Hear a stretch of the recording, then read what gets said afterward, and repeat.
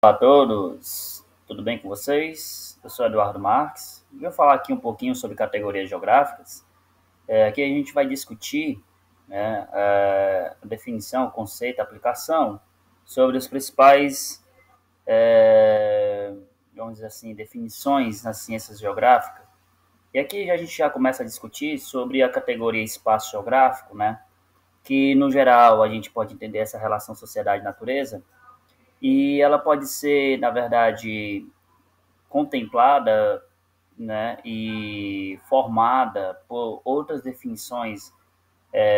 Então, dentro do espaço geográfico, a gente pode identificar paisagens, que a gente identifica por percepções, território, que é uma concepção, que é uma definição que remete a poder, região, que a base conceitual de região está a partir das suas diferenciações naturais, antrópicas, culturais e a definição de lugar. Então vamos lá para as definições. Lugar é um conceito subjetivo, né? Quer dizer, é um conceito pessoal, é um conceito que vai de acordo com a pessoa que vive, né, certas áreas. Então, para cada pessoa, os lugares têm uma definição diferente, né? Então, uma mesma área pode significar para você que aquilo dali serve para uma coisa, para outra pessoa pode dizer que aquela área serve para outra coisa, né? Então, o lugar são áreas de vivências, onde há um vínculo, onde há um sentimento de pertencimento, um sentimento de reconhecimento, né? Uma importante geógrafa, a Ana Fanny Alessandri, ela fala que o lugar ela pode ser essa reprodução da vida, onde há essa tríade habitante, identidade e lugar, né? Então, o lugar ele é sentido, pensado, apropriado, vivido através do corpo. Nós acabamos nos adaptando aos lugares, né? E para que a gente possa melhor se estabelecer nos lugares, nós transformamos os lugares, adaptamos os lugares, né? A gente cria, projeta lugares a partir das nossas necessidades. Então, o ser humano constantemente está reconstruindo os lugares para atender aos seus anseios, para atender às suas necessidades. Então, existe sempre o conceito atribuído às áreas onde você não tem um vínculo, onde você não tem aquela ideia do pertencimento, aquilo dali não tem um significado para você, e aqui a gente chama isso de não lugar, como, por exemplo, a Sibéria, né? Apesar de você saber as características físicas, geológicas, geomorfológicas da Sibéria, ela não tem um significado de pertencimento nem de aproximação com a pessoa, e por esse motivo ela é não lugar. Então, o não lugar é quando não há essa aproximação pessoal, né? É quando ela não tem uma função para a pessoa. Já o lugar, por exemplo, a Praia das Barreiras em Camucina, ela, para algumas pessoas que vivem nela, que trabalham nela, que utilizam ela para recreação, para diversas atividades, para comércio ambulante, né? A gente pode perceber que dentro de um lugar existe várias funções, existe várias atribuições que nós podemos dar ao lugar, né? Então, esse lugar ele pode significar é, muita coisa para muita gente, né? Então, esse lugar pode ter diversas funcionalidades. A paisagem é aquilo que a vista alcança, mas se a gente considerar que a paisagem é somente isso, a gente desconsidera o que é oculto, né? Então, na verdade, paisagem se dá, como falei no início do vídeo, pelas percepções. Eu sinto a paisagem não está somente naquilo que eu vejo, mas naquilo que o meu corpo consegue apropriar ou consegue identificar, codificar a partir dos meus sentidos, né? Então, a paisagem é essa manifestação de fenômenos espaciais aprendidos pelo ser humano através de seus sentidos, né? Então, dentro da paisagem, existe diversos elementos espaciais que pode ser identificado por mim, não só pela minha visão, mas pelo meu olfato, pelo meu paladar, pela minha audição, né? Pelos meus diversos sentidos corporais, né? Então a paisagem é movimento, né? A paisagem ela nunca está parada, não existe uma paisagem constantemente parada. Essa paisagem ela está em constante reprodução ao longo do espaço-tempo, né? Que o espaço-tempo ele vai se alterando e com o tempo esse espaço-tempo vai reproduzindo diversas paisagens. A gente pode dizer que a paisagem é aquele instante, é aquele momento do espaço-tempo. E naquele instante, nós podemos perceber uma paisagem com características próprias, né? Um momento em que houve uma diversificação, uma mudança do espaço-tempo, né? É por isso que a paisagem ela é uma herança. Então, paisagem é movimento, né, pessoal? A gente pode observar que a paisagem é esse primeiro contato com a realidade. É uma expressão do meio, é quando essa paisagem ela caracteriza toda essa mudança do espaço-tempo, né? Então, Milton Santos ele traz a seguinte definição: é um conjunto de formas que, num dado momento, exprime heranças, quer dizer, exprime aquilo que aconteceu e que a gente observa hoje, né? Exprime sucessivas relações homem-natureza. Observe nas imagens como a paisagem ela se altera dependendo das estações do ano, dependendo aí do momento do ano. Então, veja aí que o sertão do Pajeú, em Pernambuco, no período de estiagem, a vegetação fica mais seca, a paisagem fica mais cinzenta, e no período chuvoso, a paisagem ela fica mais verde, mais exuberante. Isso altera toda a relação ecossistêmica, isso altera todos os movimentos faunísticos e florísticos dentro dessa paisagem, e isso mostra como a paisagem está em constante transformação, modificação, né, ao longo do espaço-tempo. Então, a paisagem natural é aquilo que está na natureza, né, os elementos físicos e naturais, e o cultural é aquilo produzido pelo homem, né? Então, essa paisagem são elementos visíveis ou não que podem ser alcançados pelos meus sentidos.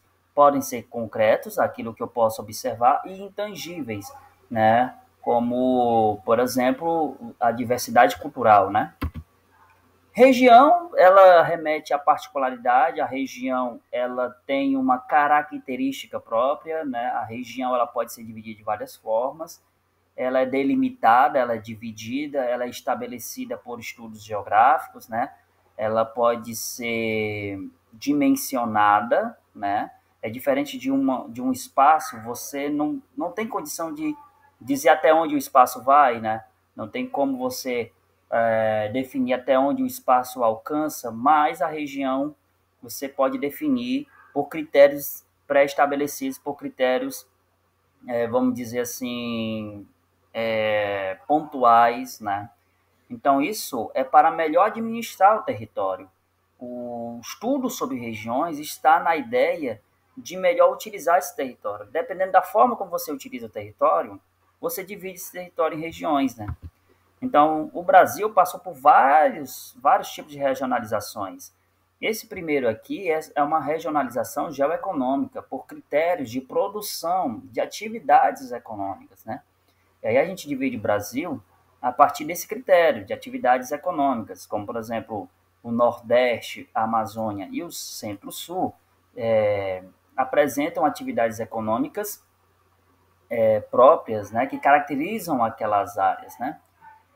Esse mapa do Brasil no meio é o mapa político, né? Aqui a gente já divide o Brasil em regiões políticas, que são, no caso, as fronteiras é uma divisão política, as divisas são divisões políticas, os limites são divisões políticas. No caso, as fronteiras são divisões entre países, as divisas de estados e limites de municípios, né? E aqui nós temos uma divisão proposta por Milton Santos, que é é uma elaboração de uma regionalização que abarca tanto o contexto da produção econômica, de atividades econômicas, como também a divisão física, natural e política do Brasil, né? Aliás, essa divisão política pode levar os critérios em consideração critérios políticos, né? Ou critérios meramente naturais. Aqui no Brasil, o IBGE que é quem está à frente dessa divisão dessas regiões, né? É uma regionalização que começa desde 1913, né? E que vem modificando-se ao longo do tempo, né? Essa regionalização constantemente está sendo alterada, atualizada, tá certo? E isso a depender dos critérios a serem estabelecidos. Regionalidade, pessoal, já é uma propriedade em que nós identificamos a diversidade cultural. Então, a gente divide o território a partir dessa diversidade, né? Da identidade, do reconhecimento do ser humano naquele determinado local. O fato de você dividir o país de acordo com critérios culturais, né, dialetos, gírias, expressões culturais, né, diversidades culturais, artísticas, é uma regionalidade. Então, nós temos 3 tipos de região, né? A natural, que a partir dos elementos naturais da natureza, como criação intelectual, a partir de definições estabelecidas, por exemplo, uma região onde só tem indústrias, uma região industrial, uma região que tem lojas, comércios, né, shoppings, comercial, uma região com bares, restaurantes, né, pode ser uma região mais turística. Então, ela é uma região, certo, que tem uma definição própria. E a geográfica é quando a gente liga tanto os naturais, né, critérios da natureza, aliás, critérios por elementos naturais, e a ação humana.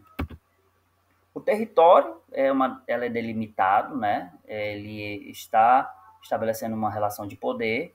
Hafestad e Hatzel são os principais teóricos sobre o território. E o território pode ter várias concepções, ó. Naturalista, a partir dos elementos naturais do homem, né? Por exemplo, o animal, ele cria um território não político, mas sim um território natural, tá certo? Por critérios de dominação natural, de preservação da espécie, né? De manutenção da espécie. Econômica, quando se há a necessidade de exploração de um recurso econômico, ou então de desenvolvimento de projetos, desenvolvimento de, vamos dizer,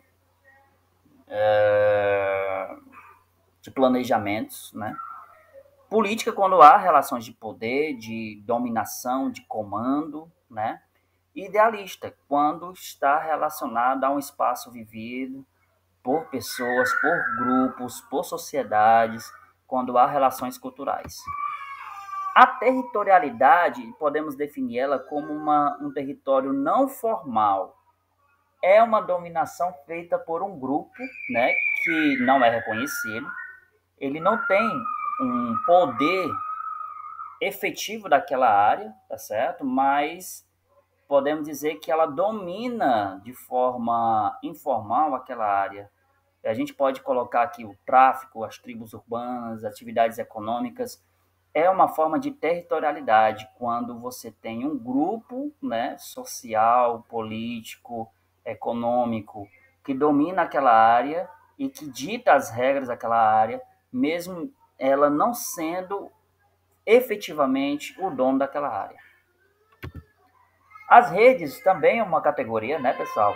Está relacionada aos diversos fluxos que a gente pode encontrar no espaço geográfico, né? Esses fluxos eles podem ser naturais, eles podem ser comerciais, econômicos, né? Então nós temos diversos tipos de fluxos, né, no globo, certo? Bem, para finalizar, nós temos o espaço geográfico, é constituído pela relação espaço e sociedade, sociedade e espaço, e nós temos um conjunto de lugares, né, de diferentes naturezas, processos históricos, relações de poder, né? É dinâmico, o espaço geográfico ele não está parado, é um espaço geográfico que está constantemente em alteração, né? É modificado pelo homem a partir do trabalho, pelas relações homem-natureza, né? É um somatório dos elementos naturais e culturais, tá certo? Então, esse espaço geográfico, ele é a definição geral de todas as categorias, né? Ela abarca todas as categorias. Ele é adimensional, porque você não tem como medir o espaço geográfico, né? Então, o espaço geográfico, ele, na verdade, é a relação dos elementos espaciais. E essas relações, elas criam tempos. E o tempo é essa relação entre os elementos. Então, a depender desses tipos de elementos, nós temos diferentes tipos de tempos, né? Então, Milton Santos, ele mesmo diz que o espaço é a somatória de vários tempos, porque dependendo dos elementos desse espaço, nós temos ou a aceleração do tempo ou a desaceleração do tempo. Nós podemos ver aí o descongelamento das geleiras do tipo Island, né, que altera totalmente esse espaço geográfico a partir das mudanças climáticas pela intervenção antrópica num determinado espaço geográfico. Bem, eu vou ficando por aqui. Eu espero que o vídeo tenha ficado legal, né? Ficou um pouquinho longo, mas é isso. Valeu, até a próxima. Fica aí nos comentários qualquer dúvida. Show!